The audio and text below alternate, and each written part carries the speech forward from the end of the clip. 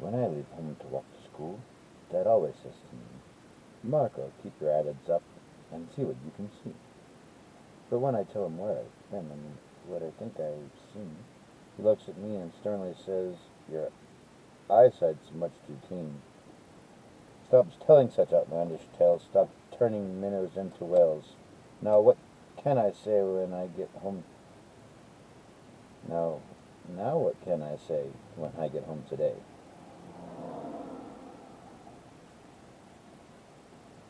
All the long way to school and all the way back, I've looked and I've kept careful track.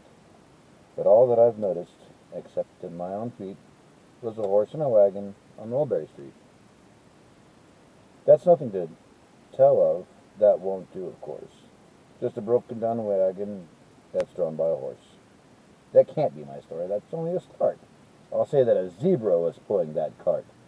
And that is a story that no one can beat when I say that I saw it on Mulberry Street.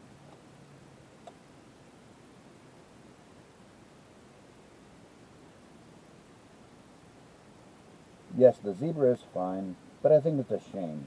Such a marvelous beast with a cart that's so tame. The story would really be better to hear if the driver I saw were a charioteer. A gold and a blue chariot's something to meet, rumbling the thunder down like thunder down Mulberry Street. No, it won't do at all. A zebra's too small. A reindeer is better. He's fast and he's fleet. And he'd look mighty smart on old Mulberry Street. Hold on a minute. There's something wrong.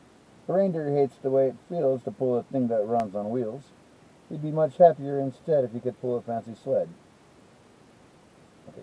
Hold on a minute. There's something wrong. A reindeer hates the way it feels. Okay, no. A reindeer and sleigh. Say anyone could think of that. Jack or Fred or Joe or Nat. Say even Jane could think of that. But it isn't too late to make one little change. A sleigh and an elephant. That's something strange. I'll pick one plenty of peanut and sing a blue one with plenty of fruit on his eyes, and then just to give a little tone, a Raja and rubies, peach, on a chapone. Say, that makes a story that no one can beat when I say that I saw it on Mulberry Street.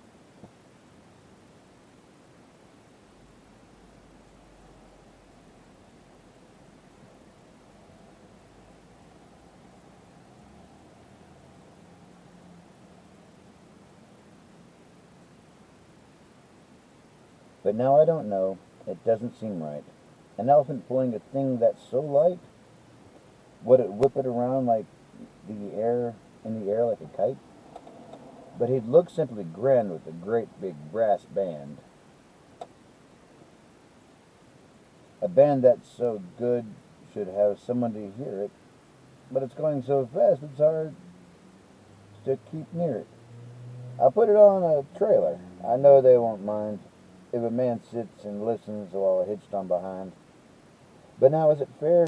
Is it fair what I've done? I've let those wagons weigh more than a ton. That's really too heavy a load for one beast. I'll give him some helpers. He needs two at least. But now what worries me is this. Mulberry Street runs into bliss. Unless there's something else, something I can fix up, there'll be an awful traffic mix-up. It takes police to do the trick, to guide them through where the traffic's thick. It takes police to do the trick. They'll never crash now. They'll race at top speed, with Sergeant Mulvaney himself in the lead. The mayor is there, and he thinks it is grand, and he raises his hat, and they dash by the stand. The mayor is there, and the aldermen too, all waving big banners of red, white, and blue. And that is a story that no one can beat when I say that I saw it on Mulberry Street.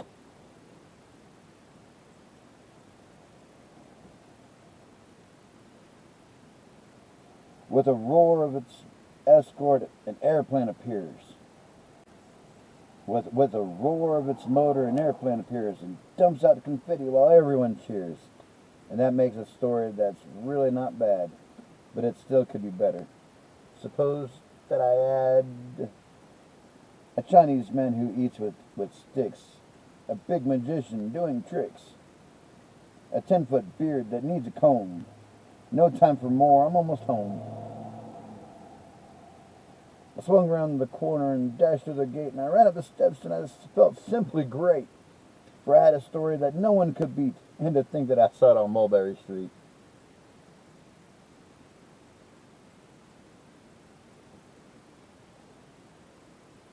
But Dad sat quite calmly, just draw up your stool and tell me the sights on the way home from school. There was so much to tell, I just couldn't begin. Dad looked at me sharply and pulled at his chin. He frowned at me sternly from there in the seat. Was there nothing to look at? No people to greet? Did nothing excite you or make your heart beat?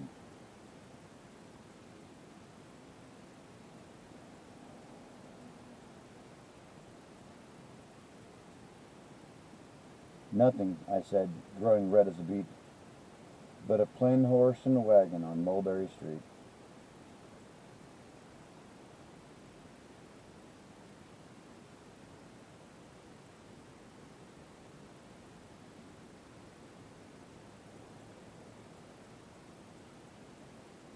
That's a good imagination.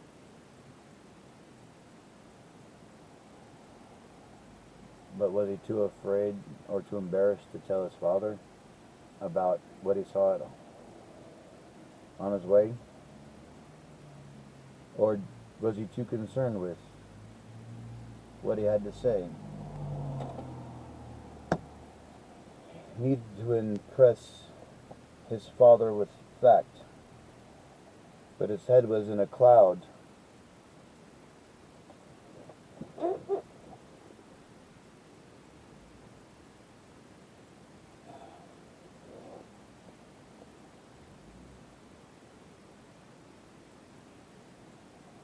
But the boy had learned tact. With visions of grandeur, but always so near. These are the dreams that a young boy can hear. Now, what did you see?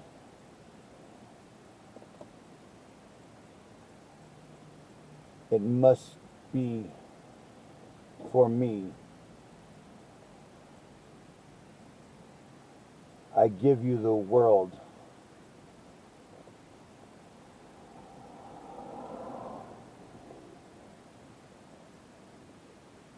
And all it can be.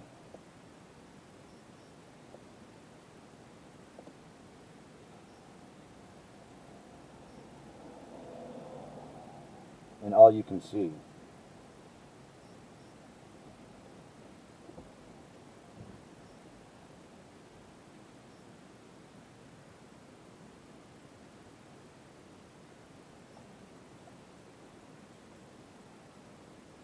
I see the possibility of what could be.